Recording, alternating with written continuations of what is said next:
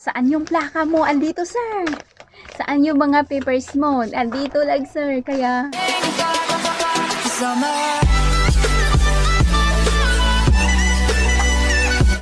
Hello guys! Welcome back again in my YouTube channel. It's me again, Christine. For today's video, ay nakita nyo naman yung title natin. So, yung topic ko for today is about business permit. Na yung hawak ko for today, guys. Ito yung business permit na kinuha namin itong January lang. At, mapapalula ka talaga sa... Malaki na din to, guys. Kasi, malaki-laking amount na din itong nagastos namin about business permit lang, God.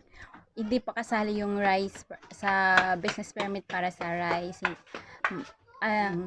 cigarette at alak, tas itong sari-sari store. Yun yung, kaya malaki-laki talaga yung babayaran niyo, guys. At sa rice naman, iba din yung price nun. Mag-check, hindi tayo matatakot, hindi tayo maaano, kasi meron na tayo at maaga tayong kumuha para iwas penalty. Maganda din pag maaga kasi hindi masyadong madaming tao or hindi masyadong so easy and quick yung process pag maaga ka. Kasi, di ba pag malapit na yung due date or malapit na yung katapusan ng pagpaprocess ng mga papers, dun yung mga tao lumalabas, dun yung madami. Kasi, kaya mas maganda talaga pag January, first week ng January, go ka na para hindi ka mahirapan. At yung pagkuha din ng business permit is matagal-tagal din siya or mahirap-hirap kasi madaming requirements. So, yung mga requirements niya ay yung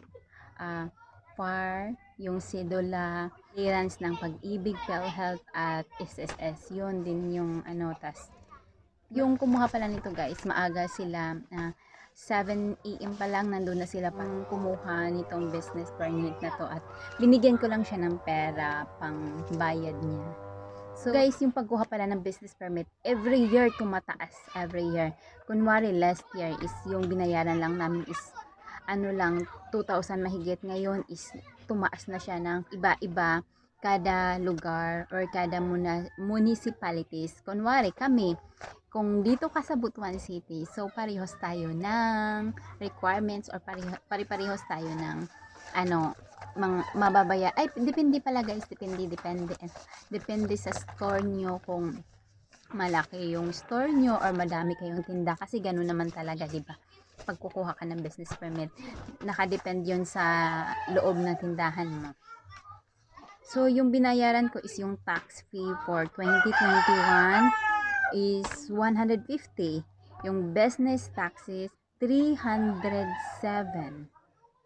Yung sa cigarette ko, guys, 7. Yung sa sari-sari store ko ay 1,080. Yung sa other fee charges ko ay 265. Yung sa engineer inspection fee, meron pa parang mga ganon. Sana all 206 din yung sa engineer fee. Sa community tax certificate naman ay 50.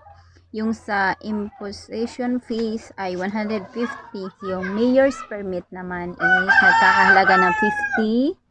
Yung mayor's permit for the cigarettes ay nagkakahalaga ng 100. Yung health certificate fee ay 75. Yung business sticker fee 20. Yung environmental clearance certificate fee ay 50. Yung business tax clearance certificate fee ay 20. Yung real property tax clearance fee 50.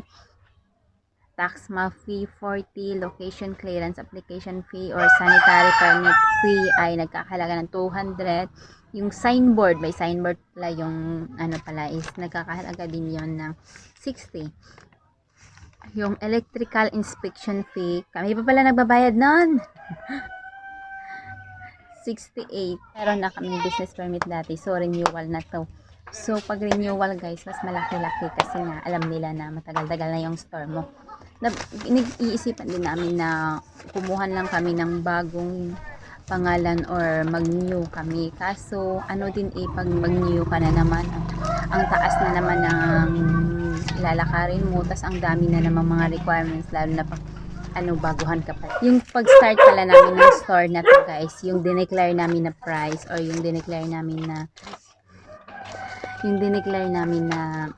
capital namin ay nagkakahalaga lang siya ng 4,000 noon. So, lumaki na siya ng lumaki hanggang naging 56,500 na yung declaration ngayong taon na to. Hindi naman kami yung noon, naka-base lang sila sa store namin, tumitingin lang sila. At hindi mo na hindi ka na pwedeng magsinungaling kasi makikita naman nila kung may laman talaga yung. So, yun na nga. Magkano ang nagastos? Magkano? January pa lang guys, malaki-laking gastusin na. So, yung total amount ng nagastos ko sa business permit renewal ay 2,209.12 cents. 2,209.12 cents.